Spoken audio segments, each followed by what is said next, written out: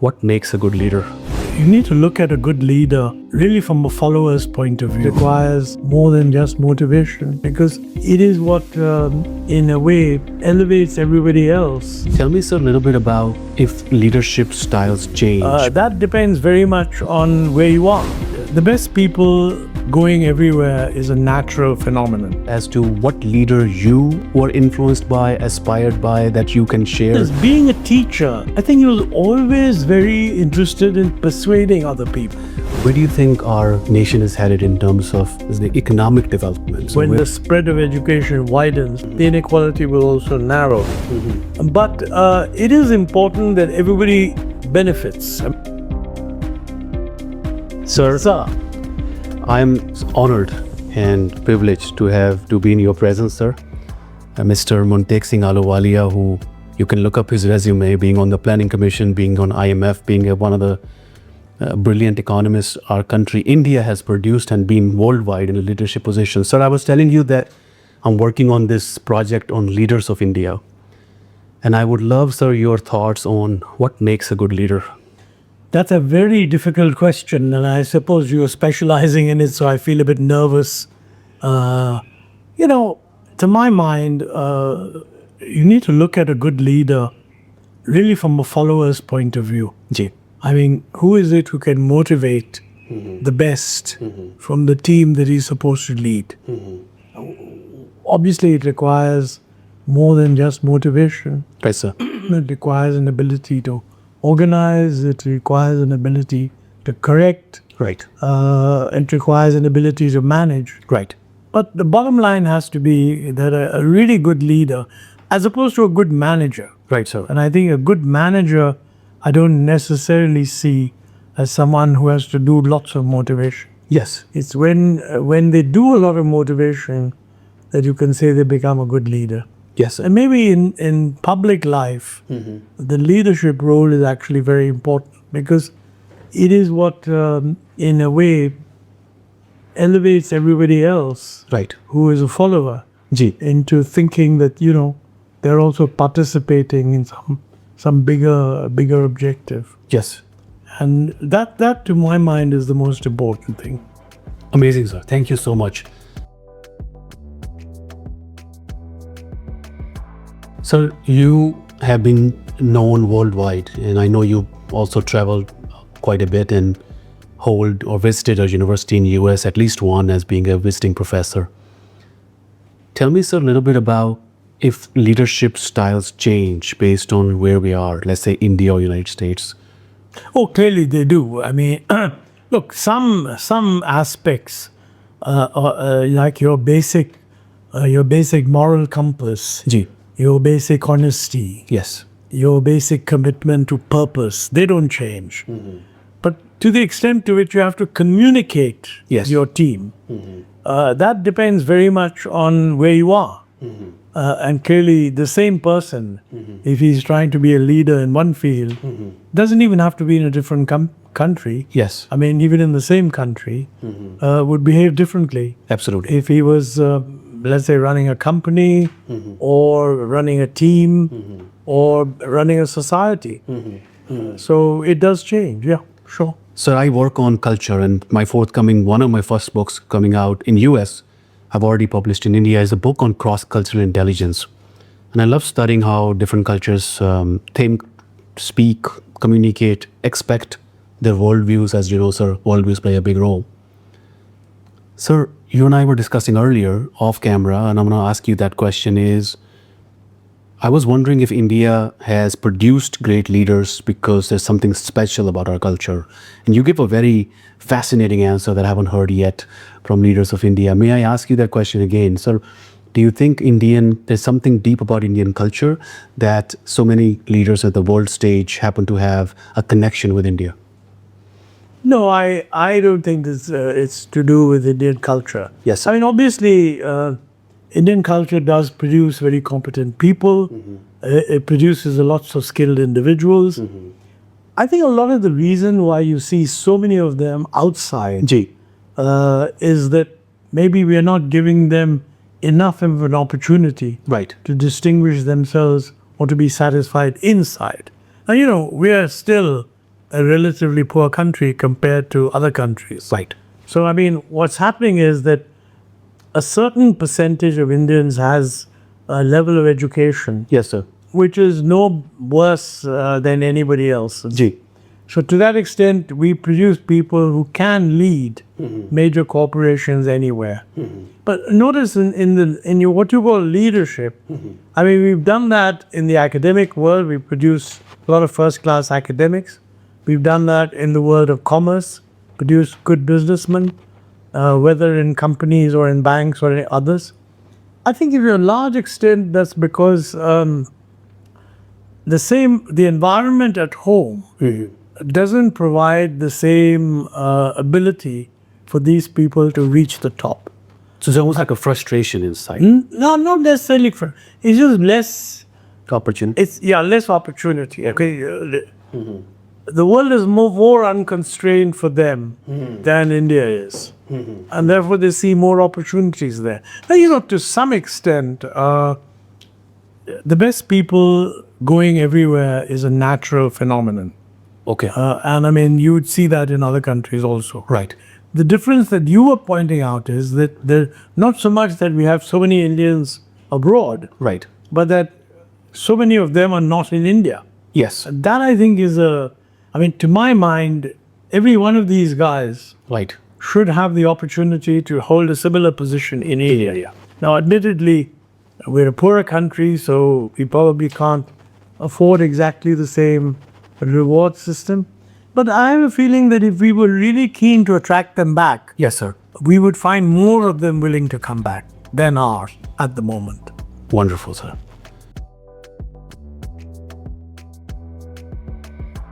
In terms of your travels and your work around the world, would you please give an example or a thought as to what leader you were influenced by, aspired by, that you can share, that this person, this one person, man or woman, really inspired you, sir, anywhere in the world? Well, I'm kind of too old really to be able to identify who inspired me. Probably of all the people that I would say that Montek Singh was one guy Ji. who really did inspire me. Yes. Beyond the point, you can't be inspired by too many people, right?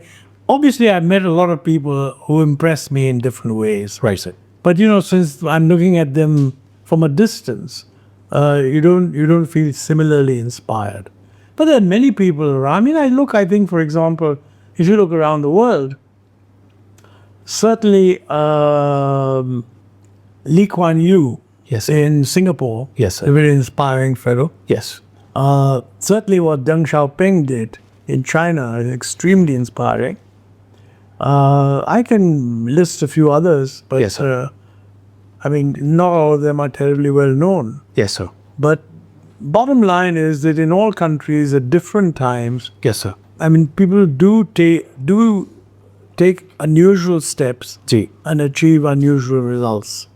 And it's good to know that and to know more about it, basically. Sir, you mentioned Dr. Montek Singh was an inspiration to you. Would you please, not many people worked with him, only people at a certain level did. So tell us a little bit about what inspired you about him? Well, several things. First of all, as an economist, just from a career point of view, I happened to meet him fairly early Yes, sir. in life. And, he had he started off as an academic economist, and then he'd gone into government. Yes, sir. And that's more or less what I wanted to do. I didn't start as an academic economist. I didn't teach. But after I finished my university in England, I went off to the World Bank. Mm-hmm. But I didn't just want to stay there. That was for me, I always thought of it as a learning experience. Mm-hmm. What I wanted to do was get back into the government. Right. And he had done that, and it was a very successful move. So I found that a natural thing to get to know him. And he mentored me in the sense I asked him, I want to go and work in government. Right. How should I do it? And he told me that, look, there's this opportunity coming vacant in the finance ministry. Why don't you apply for it? Things Right. like that. But subsequently, I got to know him well, and my wife knew him, but also knew his wife very well. Yes, sir. So we kind of developed a sort of a family closeness independent of work. And although when I went back, he was the secretary of the finance ministry, Right. and I had been appointed as the economic advisor. I was looking forward to a long period of working under him. But within 4 months of my coming back, he was moved, promoted, if you like, to a different position. So I didn't actually work under him for quite some time. But knowing him, I used to interact with him quite a bit, etc. And I was very struck by the fact that, on the one hand, he was without doubt one of the most knowledgeable people I knew. But he never wore that knowledge in any kind of aggressive public way. I know more than you, that kind of thing. The second, I think he was always aware of the fact that when you're dealing with a complicated situation like running a very complex economy like India, that there are different views. Yes. And it's not the case that the answer is very straightforward. I mean, quite reasonable people can take a different view on what you should do. And while, he would clearly indicate that in practical terms, this is what we need to do, he would also realize and appreciate that other people may have a different view. And I think that was a very marked feature about him, in the sense that he never denigrated somebody else's view. He never said, oh, this person is just stupid. Say, well, yeah, he's looking at it from that point of view. And looking at it from that point of view, maybe he has a point. So that's the second important thing. The third is being a teacher. I think he was always very interested in persuading other people. Yes, sir. He never actually took the view that, look here, I've heard everybody, I'm the boss, and now this is the decision, you go and implement. He would always try to persuade you that you needed to understand why he's doing this thing. I can give many examples of that. Right. But I found that very, very... Collaborations, right?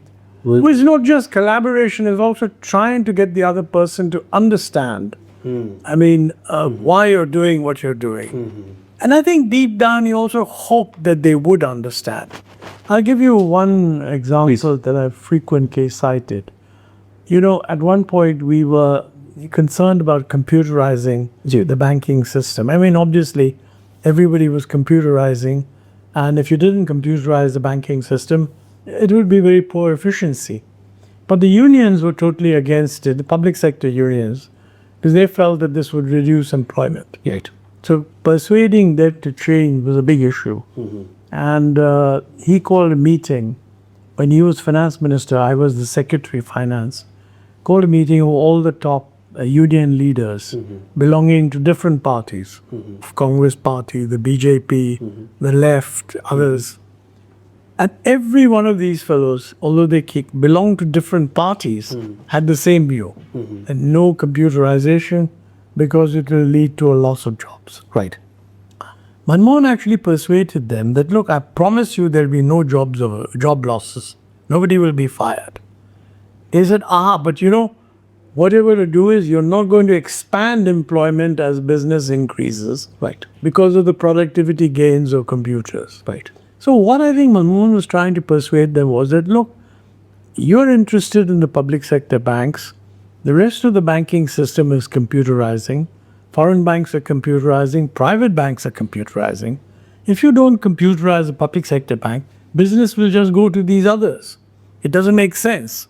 So, he called all these fellows for a meeting in his room. Yeah. And said, look, we have to computerize if we want to be efficient, if we want to survive. And at the end of the meeting, he was very nice. He sort of thanked them all, went to the door of his office and shook hands with each of them personally, and they went out.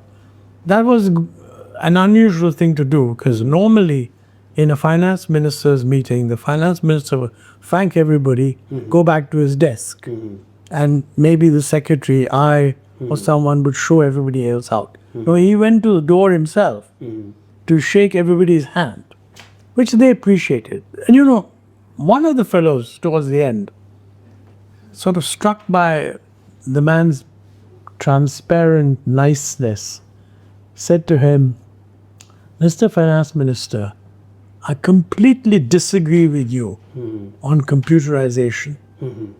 But I don't mind telling you, I think my son agrees with you. So, this was an example of Manmohan Singh reaching out and persuading people. People also understood that as trade union leaders, maybe they have to take a certain point of view. But they should understand the logic of what is being done for a long-term point of view. So I think you need to talk to people. Right, sir. If you don't talk to people, all that happens is that rigid positions simply get more rigid and negativity builds up. And I thought that was an important example. Absolutely, sir. Yeah. So it always connects to my field of mediation. As a mediation professor and practitioner, I find that problem solving, collaboration, humility, listening to others, explaining the why, as you mentioned, sir, right? Absolutely. I mean, I would say compared to, criticizing myself, I don't have such a good capability of always keeping open that maybe the other guys have a point to Right, right. I do, but very often I'm quicker than I think Manmohan was in attributing the other person's Attribution. unwillingness to agree to just stupidity or whatever. But he never ever did that, actually. So I was in Quite remarkable. Rwanda, and Dr. Manmohan Singh's example of that you shared reminds me of this quote by a genocide survivor. As you know, so Tutsis were murdered, and so I was visiting them after meeting the Chief Justice of Rwanda. I went to the genocide memorial, and there was a quote on the wall. So it said by a survivor who she said, "If you knew me and you knew yourself, you would not have killed me." So this idea of not only you don't know me, you don't even know yourself. So what I'm hearing from you is Dr. Manmohan Singh was very much aware of that, and he was humble about imagining and not attributing anything that shouldn't be attributed to the other party with a lot of patience. Yeah, I think that's a fair point. Sir, we need to touch a little bit on economics. You are a guru of economic empowerment, economic understanding, teaching many, and through your writing, you're a scholar on economic jurisprudence. My question is very simple, sir. Where do you think our nation is headed in terms of the future, in terms of the economic development? So and if you can comment on what were your expectations? Because you've contributed so much to the nation itself. Any comments on that? Well, I think, economic kind of objectives, everybody has objectives. And I think there's a certain amount of consensus in the country that we need to develop. Obviously, that means we need a higher GDP. Everybody also realizes that the GDP is not the only measure of development. After all, if it's not well distributed, Absolutely. a higher GDP does not give generalized prosperity. So I think people feel that there should be faster growth, but it should also be better distributed. Better distributed does not mean complete equalization. And I think people don't mind. There's bound to be a little bit of an increase in inequality. When you're moving a country that is at a low level of income, everybody cannot be made to achieve higher levels instantly. So, obviously the fellows who get more education, they're going to move ahead faster. And maybe a little bit later, when the spread of education widens, the inequality will also narrow. But it is important that everybody benefits. So the way I look at it is, if somebody said that India's growth is high, Yes. and that's good, India will become a little more unequal, but everybody is growing. Maybe the rich are growing a little more than the others, but everybody is growing. That wouldn't be so bad. What is not, I think, acceptable? But mind you, let me go a little further than that. GDP is one thing. Development also means social development. Everybody needs to be more healthy, better social indicators better education indicators, health indicators, longevity of life. So, one can make a list of 15 indicators, if you like, whatever they are. Infant mortality rate, degree of undernourishment, stunting, anemia, lots of things. If you could show that on most of these indicators, the country is improving and that is growing rapidly, I think it would be a pretty good outcome. Even then, you could have a problem of regional differentiation. In the sense that I think because we're a geographically large country, and also a very diverse country, you cannot easily accept a situation where growth is in one part of the country and the other part is stagnant.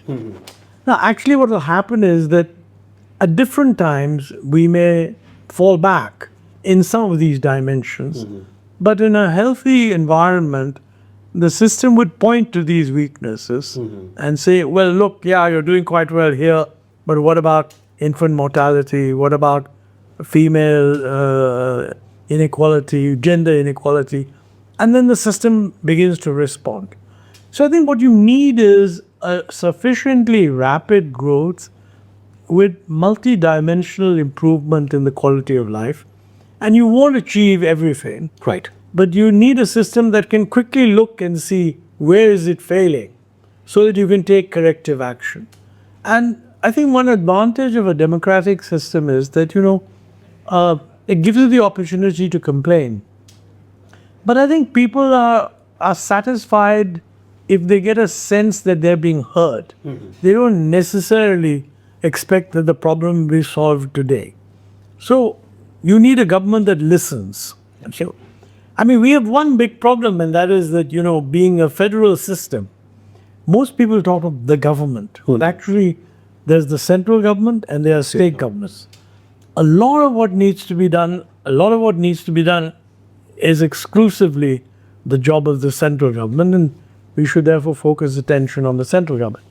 But many, many things, and in fact, an increasing number of things, are as much the responsibility of the state government.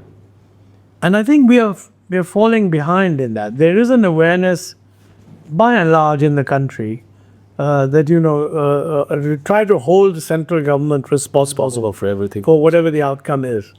But there's not, I think, an adequate understanding that state governments should be put at under the same pressure to perform Standards. and I think also intellectually, too many of our intellectuals who want to correct things in society address the central government. Yes, sir. There's not enough people Wonderful point. focusing on the state government. Look, UP is a state of 220 million people. Yes. So I don't see why there shouldn't be a think tank which just says, look, we have other people looking at the country as a whole, but we're focusing on what UP is doing. Good. And I think we are doing that now. We need to be comparing. Yes. So how come this state is doing so well in certain dimensions and another state is not? Excellent. I think we need more of that, actually. Wow. That's brilliant, sir. Thank you.